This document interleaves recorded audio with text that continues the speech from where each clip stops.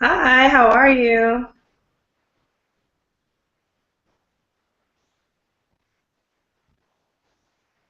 Oh,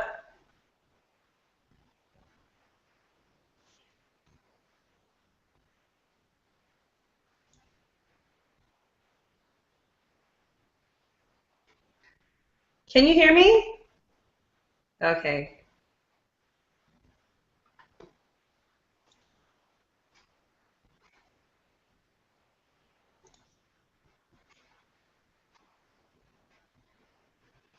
I'm not sure what's happening. Can you hear me?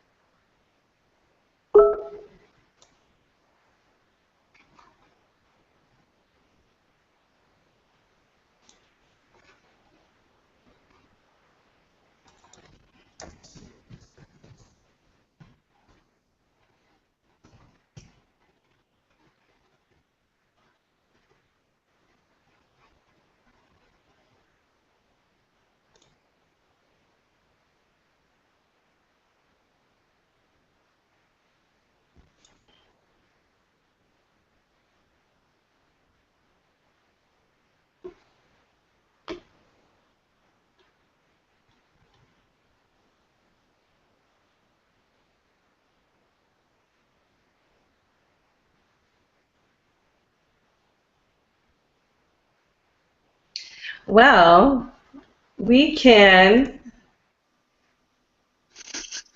Can you hear me now? I can hear you. Yay! Okay. I don't know what happens. Where's everybody else? I don't know.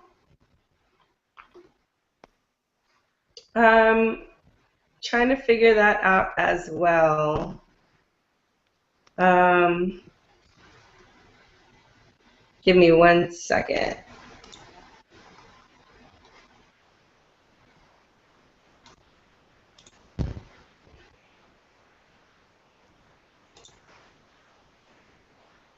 I'm looking to see. Oh,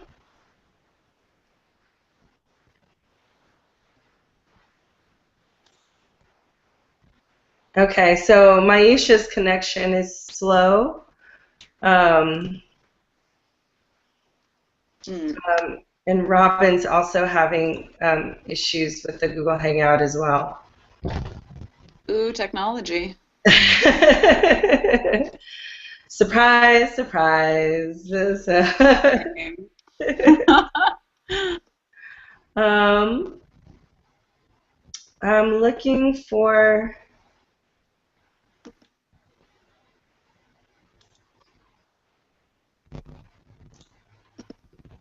yeah. It says they're on, but they're having a,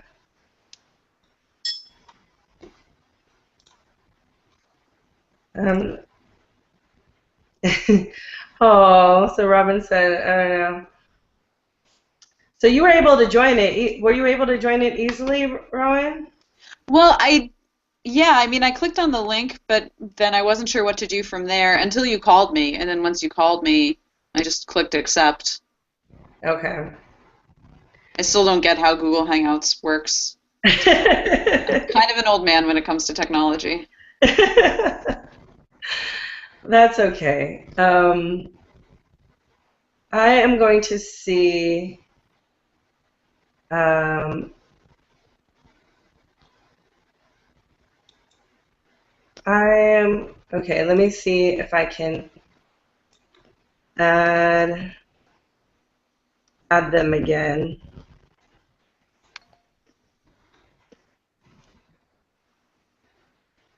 But I don't see Alba either.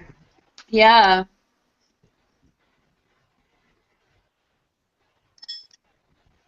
Okay, so I invited them again. So maybe.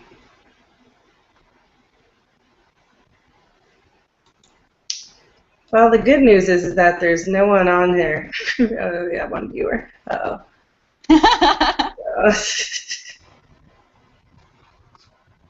um, How can you tell like where the viewers are? um, are they not in your down like right hand corner? Oh no, but there's Maisha.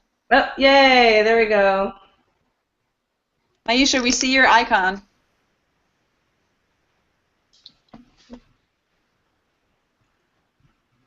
Oh, good, great.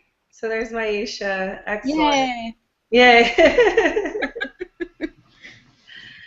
And so, Robin, I think, is still going to try. I think she's still trying to install everything.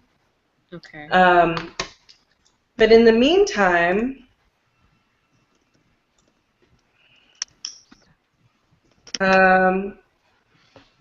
I can we can just figure it out later on.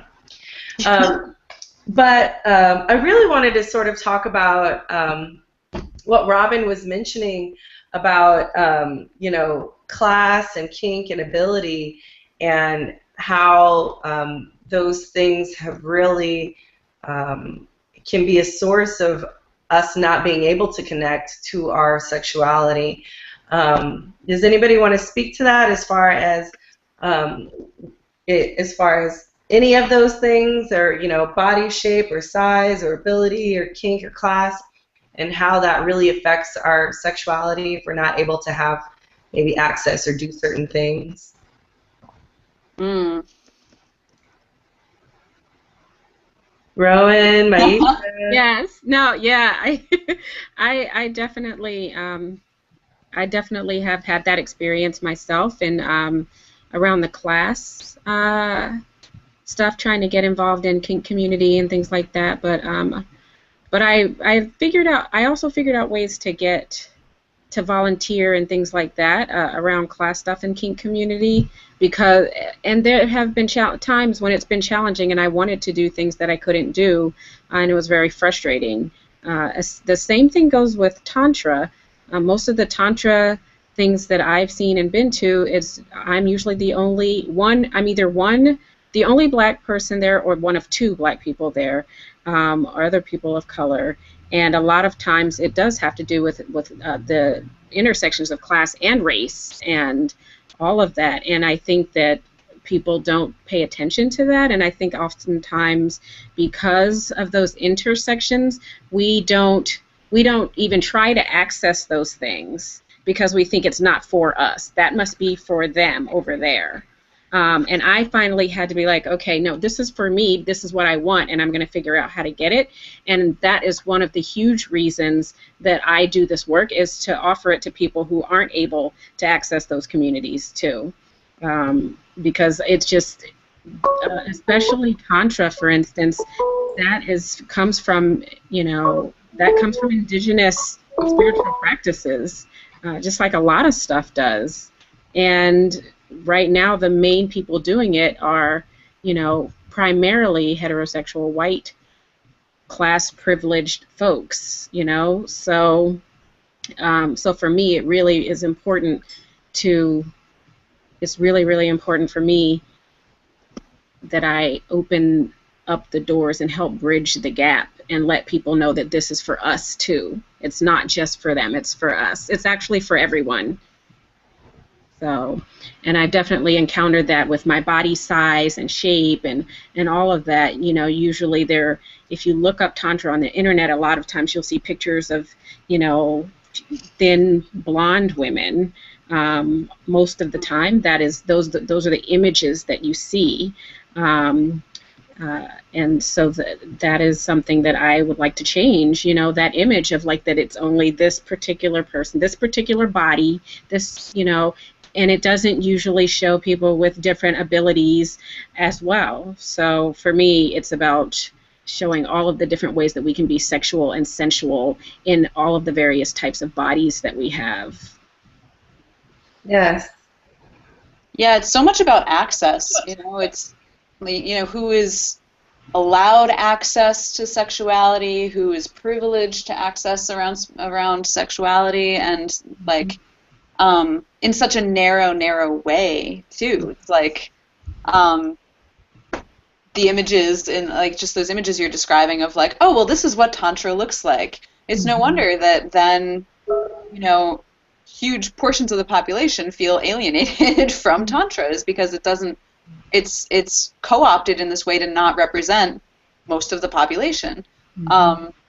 And yeah, just like thinking about class and my own experience of sexual liberation and having like my own process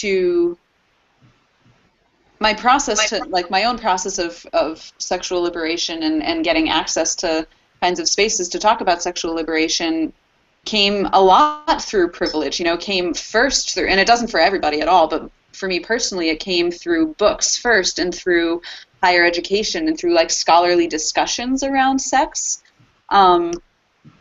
in a way that like, had I not had access to that, it might have taken me a lot longer to ever think about these things and ever think about these concepts and ever actually like, you know, question these things that I was taking for granted. That's not to say that you need higher education to become sexually liberated at all. But that's just like my own journey was very impacted by class and by class privilege and you know, the books and the scholarly discussions that I had access to. And I think when we talk about ability and, you know, ability, disability, body type, body size, that just becomes tremendously narrowed in terms of like our culture's discussion around who's allowed to have sexuality, right? Who's allowed to be a sexual being. And I had a thought that I just lost.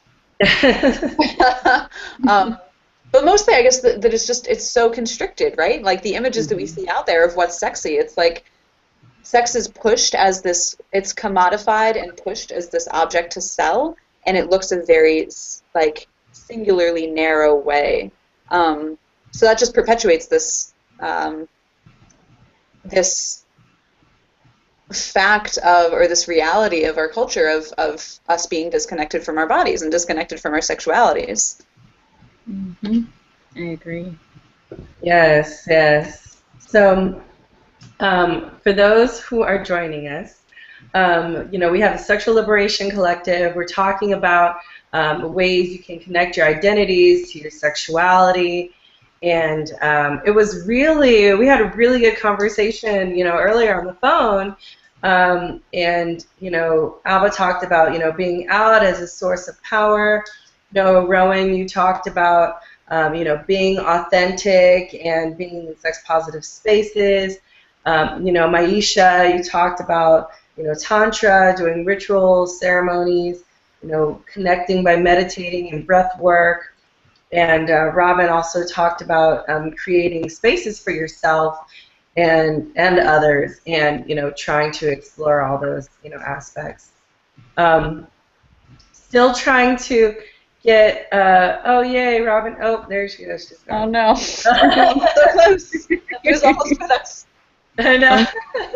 And I'm still, we're still working on Alba and Robin and getting them here into the conversation. You know, this is still all new to me as well, so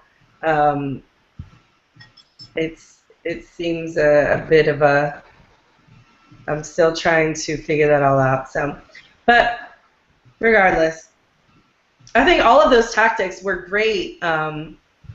Were great, tangible things that we can give to people who need that sort of help and how to really, you know, liberate themselves. What about sort of class? You know, what about class has really maybe kept you from, you know, kept you from exploring yourself, or maybe having the ability to explore yourself? I mean, can any of you speak to that? Or I know we sort of talked about it earlier. No? I don't feel like class has stopped me from exploring myself. So I feel like I definitely have had privilege, class privilege, other times in my life, having a full-time job and things like that, and being able to go to events, and even I think a huge thing is because I was a part of the queer community, there has always been this sliding scale at a lot of the events that I wanted to go to. In places where I was looking to explore. So even if I was able to do the lower end of the spectrum, even with a full-time job and not being able to, or when I didn't have enough money, I still was able to explore my sexual self, because I think my class sort of varies different times in my life. And again, like I said, right now, because I own my own practice and my work ebbs and flows, I'm having more of a challenge now than before. But I figured out new ways to do that as well. New ways to explore the BDSM community in Atlanta, for instance. There's a lot of events that cost money, and sometimes I am not able to go to those events because I don't have the money. Other times I volunteer. Other times I provide workshops. So again, my privilege is my educational privilege. Is I have a degree and I have the ability to do a workshop because of my experiences and my professional growth. So that enables me to do things that I wouldn't be able to do, that I wouldn't normally be able to pay for. So. Yeah, and I think that's a good point too with educational privilege. I mean, for me as well, I've just definitely had that educational privilege of being able to explore and keep diving into all these different things that I'm like, oh, well, there's this and there's that, and I can look at this and I can Google this and Google that, or go here or whatever. And then I think being also, like you said, having that access of maybe doing a workshop, or especially when you're owning your own business or practice, being able to navigate those things, like volunteering, in order to be able to being able to attend, an event or anything like that. So I think, it does take I guess it's really about recognizing what kind of privilege you have and how you're able to navigate that privilege and use it to a way that's not only beneficial to you, but beneficial to other people as well, as far as when it comes to the sexuality education piece and the sexual liberating, or the sexual liberation tools that we have gathered collectively together. I also wanted to touch a little bit of what would you suggest to someone who feels stunted by a particular identity?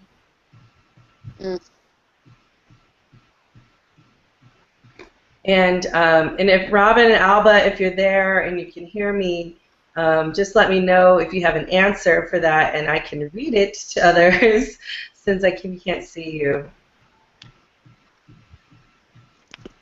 I think identities can be so limiting in some ways. They can be so liberating and so limiting at the same time. I remember when I was first coming out as queer and poly and kinky and trans, and my process through all of that, those identities were super liberating, to be able to have those identities and then identify with certain communities and kind of, find my people and find my communities that were so important. There were so many liberating things about that, and at the same time, I feel like they can be really limiting, because with any identity, like, identities are seen as this static thing so often, that with any identity comes like a prescription of what that identity should look like. And then so as a white transgender, queer, relatively educated person, I'm supposed to look like this and do these things and have these politics and blah blah blah. It can get very prescriptive really, really quickly, and pretty like narrowing and limiting in the same way that having a straight, vanilla, monogamous, like any identity can come with this baggage. So, I mean, my advice or whatever, or my thoughts, I guess, around feeling stunted with an identity is to really just challenge, what does that identity mean? What can it mean? And then, like, well, what else can it mean? And where can we push up against those edges of what that identity is supposed to look like? If the definition of the identity is, like, is it open and expansive, or is it like kind of just as prescribed as those high school teen movies of where, like, there's the jock and there's the dork and there's the pretty blonde cheerleader? Like, is it getting just as limiting as that? Are there different ways of inhabiting this identity? Can you be a radical queer that loves to watch the NFL? Can we actually break outside of these ideas of what certain identities are supposed to come with? And can we play with that? Can we queer it up even more? Mm. Yes, I totally agree. I feel the same way around, for instance, my lesbian identity.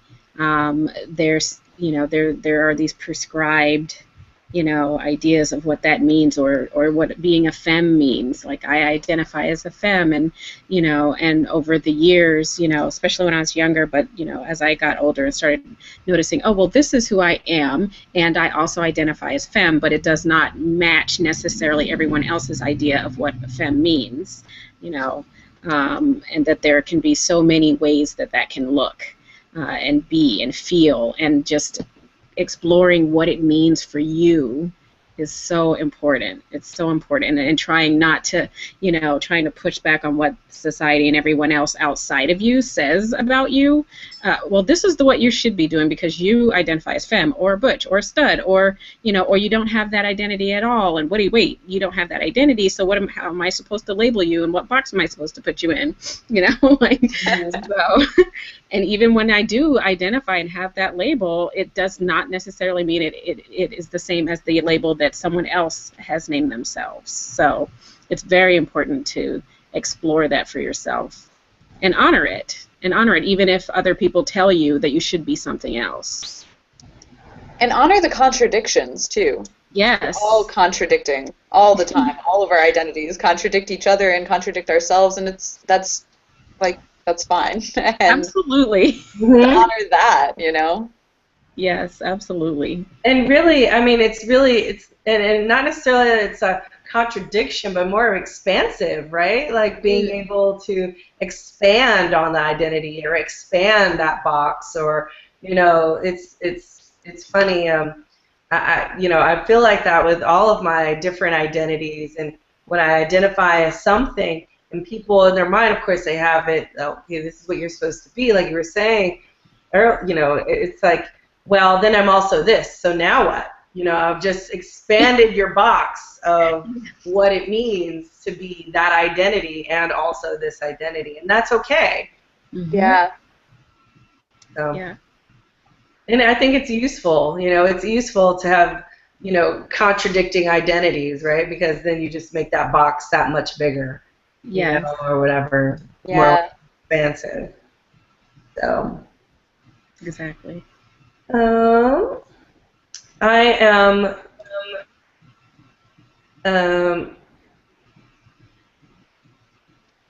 So thinking about, Robin was talking about if there's any way to learn or enhance that identity.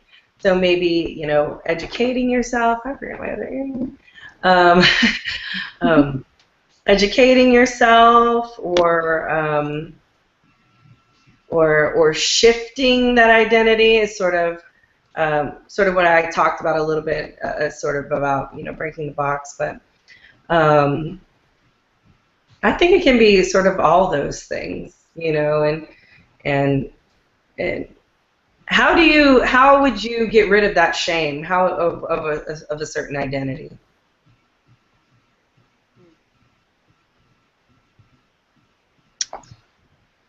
I feel like I feel like with the identities, I feel like each identity for me anyway was a coming out process. Mm.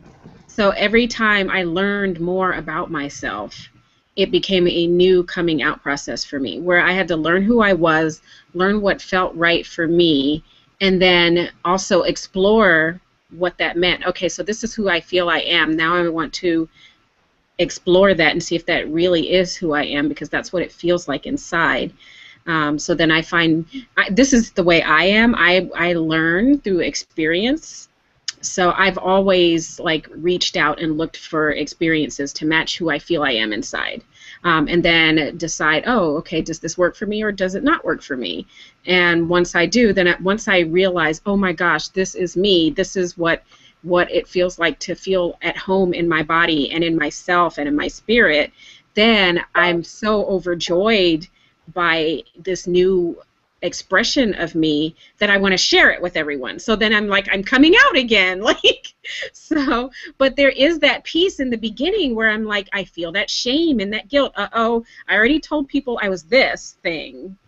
And now I have to tell them I'm this thing as well. Like, oh, I'm kinky, I'm poly, I'm all of these things, and even the spiritual piece for me, that there was a lot of shame in that at first. Was telling people that I was something other than Christian, or something other than one of the major religions was a huge coming out process for me, because there's so much shame around that, even and around doing indigenous practices and practices that came way before all of those others, but for some reason we're not allowed to share those things about ourselves, because then it means it seems like something deviant. So there's the working through the shame and the guilt and knowing that it's okay to be me. Mm-hmm. And coming out in that process, and I think it's a beautiful, beautiful process. Do you want to add to that, Rowan? Gosh, I mean, shame is such a tricky subject and such a tricky process. The first thing that comes to mind, aside from what Maisha was saying, which I agree with all of those things, the other thing that comes to mind is just role models, and how shame can really come from this sense of isolation of like, oh, well, I'm the only one who's like this and it's bad. I'm the only one who has this particular identity or feels this particular way, and it's bad and it's wrong. And this links with coming out, right? The more people come out, the more role models there are, the more examples there are of these different identities and these different expansive identities. Mm-hmm. And so just, the important, I guess, that I don't have a particular solution, but the importance of role models and those of us who are able to be out about certain things and have relative safety to be out in certain ways in our lives. Just the importance of doing that as much for ourselves as for other people, just like getting more examples out there of these identities and these, ways of being. Yeah, and Robin said that, meeting other like people, right? So I guess that goes back to the creating the space, meeting like people, and talking about that identity, and really interviewing them in a sense of, what did you do to figure this out? What did you do when you embrace this identity? Or what's your story? To really learn from other people. Mm-hmm. And I think that's a helpful too, to seeking out others who are like you. So, which is exactly what the Sexual Liberation Collective is, right? It's just, another affinity that we can use to have access to people who are like-minded, and when it comes to, of course, sexual liberation and really, connecting our sexuality and our sexual energy to all of these different identities. Mm-hmm. So Yes. Yeah. Yeah. Did anybody want to add anything else to that? No, that thing you just said about like telling, like hearing other people's stories, I think storytelling is so important. Hearing each other's stories and just learning through storytelling is so ancient. And I think that there's just so much more of that that we really, really could use to hear ourselves and other people's stories, to hear what other people have gone through, and then find ourselves and feel validated in that is really, really powerful. And I don't think that we utilize that storytelling enough. I mean, it really is a great way to get a sense of who you are and the people you're in community with, you know, and to really connect. Yes. Yes. Did you want to add anything else, Ron? No, that sums it up pretty beautifully. All right. Well, thank you so much, you all, for joining us. We didn't get any questions, and we got some viewers, but and I'm really sorry that Alba and Robin weren't able to get on the call. So maybe next time we can actually have one of these for the Sexual Liberation Collective, and we can you know, have a chat and figure it all out. Then. Technology, yay. Oh, technology, yay. Thank you, Marla. Yeah, no problem. You did a great job. I love it. Yes. Oh, thank you. Again, thank you so much, and I'll see you later. Bye. Hey, thank you all. Bye. Thank you.